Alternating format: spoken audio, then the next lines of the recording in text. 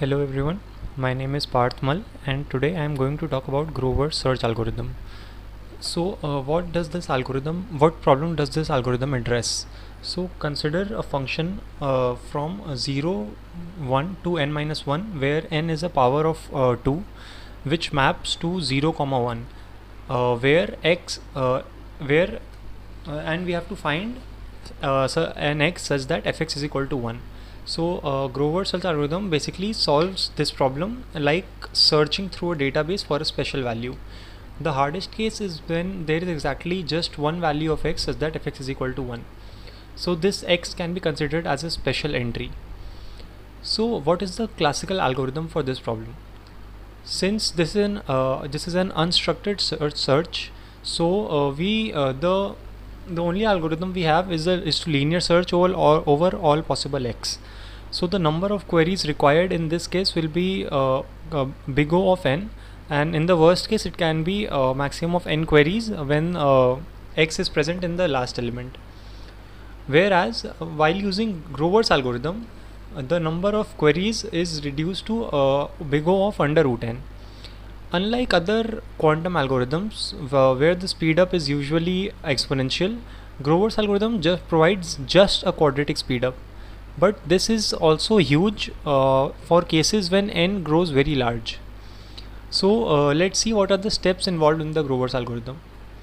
So Grover's algorithm basically contains two steps which repeat till we reach till the probability of the x we are trying to find is greater than 50%.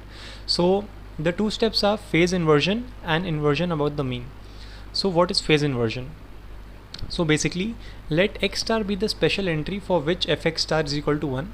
So what phase inversion does is that from the superposition of all the x that we have as a current state, it basically inverts the phase of x star and keeps the rest of the everything same.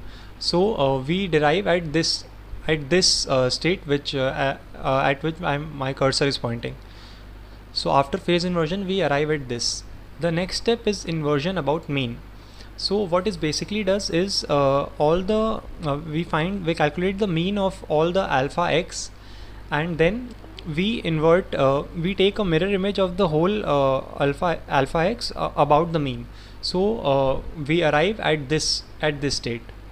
This can be seen like alpha x. It is replaced by 2 mu minus alpha x, which is basically mu plus mu minus alpha x. So this is basically we are adding the difference from mean and alpha x for each alpha. So we arrive at this state.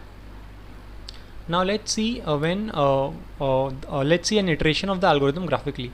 So let's assume that we start at the uniform state where each alpha is equal to 1 by under root n. This is at the beginning of the algorithm. So first we apply the phase inversion step. So the x star for which fx star is equal to 1, the phase is inverted, and we get this the following state. So the mean decreases by a little amount, and this is where we get. Next we apply the inversion about the mean step. So we get here where the value of alpha x for x star reaches about 3 upon under root n. It's a little bit smaller than that because the mean is a little bit smaller than 1 by under root n, but it can be approximated to 3 by under root n. So if we keep continuing like this, we get 5 by under root n, 7 by under root n, and finally we get to the probability we get to the value of alpha 1 by root 2, where the probability of getting x when we measure the whole state, the probability of getting x star when we measure the whole state, that is equal to 1 by under root squared, that is equal to 1 by 2. So let's see the evaluation of this algorithm, which gives us the number of steps required for this. So when let's consider at that point of the algorithm when the amplitude of x star is already 1 by root 2. So the amplitude of the other basis states, that will be basically 1 by root 2 distributed over n minus 1 elements, which will be always greater than 1 by under root 2n. So improvement per step at this point. So it will be since this much length is at least 1 by under root 2n, and this and at the next step when we apply inversion about the mean, so the amplitude increases at least by 2 upon under root 2n, which is basically under root 2 by n. That is under root 2 by n. Yeah. So we this is the improvement rate when we have actually reached the amplitude of 1 by root 2. So the improvement rate is more than this at the earlier steps, but for the purpose of calculation, let us assume that this is only our improvement per step for all the calculations that we have done so far. So the number of steps required to reach for the amplitude of x star to reach 1 by root 2 will be basically 1 by root 2, that is the final amplitude, minus 1 by root n, that is the initial amplitude, upon under root 2 by n, that is the improvement per step. So this will be less than 1 by under root 2 divided by under root 2 by n, which is under root n. So the number of steps required to make the probability of x star is equal to 0.5, that is the amplitude of x star is equal to 1 by root 2. Grover's algorithm needs just big O of under root n steps.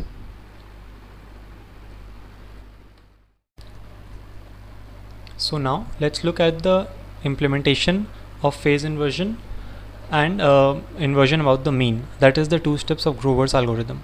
So first, remember that we are using Grover's algorithm, we are using the variation of Grover's algorithm for a function which maps from 0 to 0, 1, n minus 1, which maps to 0 to 1, such that fx is equal to 1 for exactly 1x. So remember what phase inversion does is that it just changes the phase of for this x for which fx is equal to 1. So we can write the phase inversion function phase inversion to be doing something like this, where fx will be 0 for all the other x, so this will remain as alpha x fx, alpha x x, and for that x for which fx is equal to 1, this will become minus alpha x x, that is it has inverted the phase for that particular x.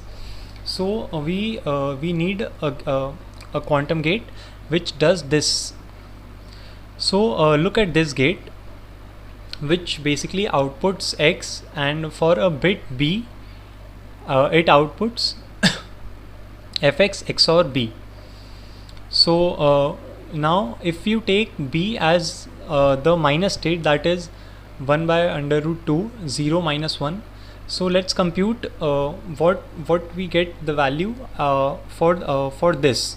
So we initialize, we replace x with summation of x alpha x x, and we take b as minus, and this is our quantum gate.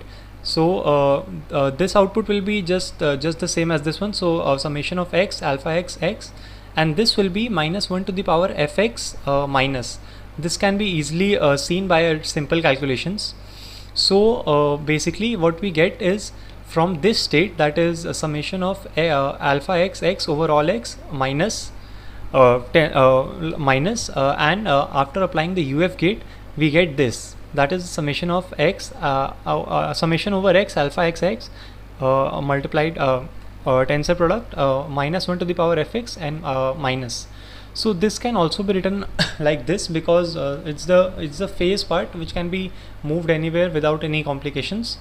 So since this is equivalent to this, so this term summation of x over summation over x alpha x minus 1 to the power fx x, this is what we wanted.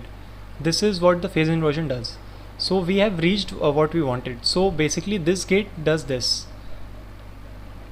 When the input is summation of x summation over x alpha x x and minus, we get the output as summation over x alpha x minus 1 to the power fx x, and this bit remains unchanged. So that was the implementation of phase inversion. Now let's look at the implementation of inversion about the mean. So this statement is true, and it can be verified as well, that doing an inversion about the mean is the same as doing a reflection about the vector u 1 upon under root 2 summation of x over all x, that is over all basis states. This is the the average state, and this inversion about the mean is same as taking a reflection about this state. So basically we are doing if this is our current state, and this is u, that is the mean state, the average state vector. So reflection of inversion about the mean will give us this state vector. So now let's see how can this be done. So this can be easily done in 3 steps. We first transform u into an all zero state vector. We take reflection of this about all zero state about this transformed all zero state vector, and then we transform the all zero state vector back to u. So this will basically give us a reflection about u. So the first step, that is transform u into all zero vector, that can be done by a Hadamard gate. The second step, this can be done by this matrix where we are not touching the all zero element, but we are just inverting all the other elements. So all the diagonal entries will be -1 except the first one, and rest all of the entries will be 0. This is the matrix which basically takes a reflection about all zeros, and then the conversion from all zeros to u is done again by taking a Hadamard gate, by taking a Hadamard transform. So basically the whole matrix becomes Hadamard into this matrix into Hadamard again. So this matrix is equivalent to writing it as 2 all the other elements 0 minus I. So this can be written as the following. Then the following calculation is done, and we arrive at this matrix where all the elements are 2 upon n, and the diagonal elements are 2 upon n minus 1. I hope you can follow this whole calculation. So now let's see when we act this matrix on our current state. So our current state is alpha 0, alpha 1 to alpha n minus 1. So when this matrix acts on this, so for any x element, all this row where the xth column will be 2 upon n minus 1 will get multiplied by this to give us this element. So all the other elements will get multiplied by 2 by n, and this alpha x will get multiplied by 2 by n minus 1. So what we basically get is 2 by n summation of y summation over y alpha y minus alpha x, that is for this particular x. So the xth element of the final product will be 2 mu minus alpha x. That is what we wanted, the inversion about the mean. Therefore the gate which does this operation is as follows: Hadamard gate followed by a unitary matrix which outputs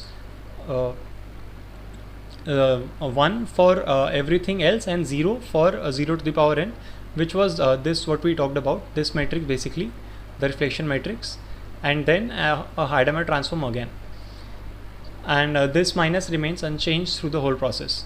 So this is the circuit for the inversion about the mean part. So now the complete quantum circuit for Grover's algorithm is as follows.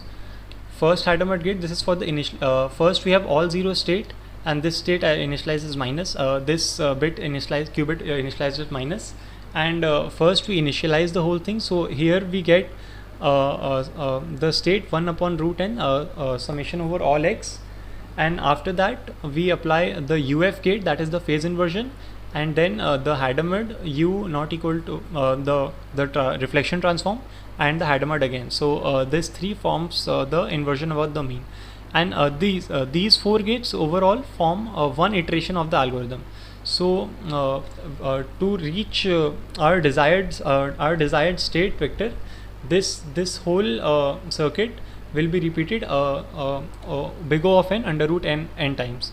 So after going through this all, we'll finally get the x for which fx is equal to 1. So that was all about Grover's algorithm and its implementation. There can be other applications of Grover's algorithm as well, such as estimating the mean and median of a set of numbers. And although Grover's algorithm is dubbed as searching through a database, it is more of finding the inverse of function, such that in for the case we saw right now, we are basically for a given fx, we are basically finding the x for which fx is equal to 1. So that is kind of inverting the function. So that was all about Grover's algorithm. Thank you.